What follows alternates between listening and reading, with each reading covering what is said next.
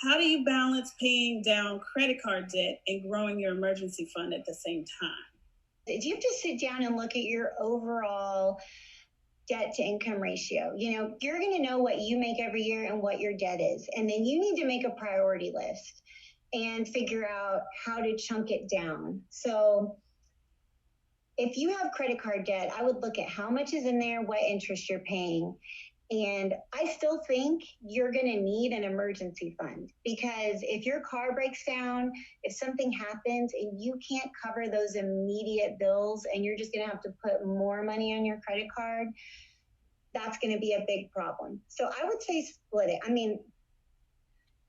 Put something in your emergency fund, but pay down those credit cards as quickly and aggressively as you can. And the biggest way to do that is to live within your means. If you're not, change your lifestyle. That's the biggest thing I can say, if you can. So, if you're a single mom with 2 kids and you're making X number, you're going to have a lot more challenges there. But if you're married and you bought an expensive house, okay, maybe we need to downgrade. Or if you have a Mercedes and you should be driving a Toyota, maybe we sell that, get a pre-owned car, use the difference to pay down your credit card debt.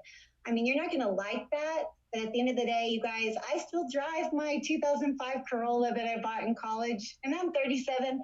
And that thing, cracking up with that car, but you know what? Your house is paid for, so there you go. It's about priorities. I'm pretty sure people looked at me at work and kind of were like, why is she driving that? I know how much she makes.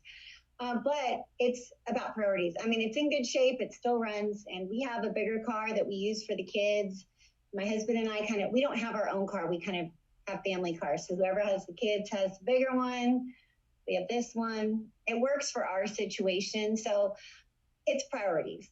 And I'm going to say this. I know I was talking a while, but you're going to go buy a house and they're going to approve you for X number of dollars. You don't need to buy a house for the maximum amount that you're approved for, because that's going to spend all your extra money. When we did that, we bought a house that we needed, that was in the area we wanted. It may not have been as big as we wanted, but it had everything that we needed.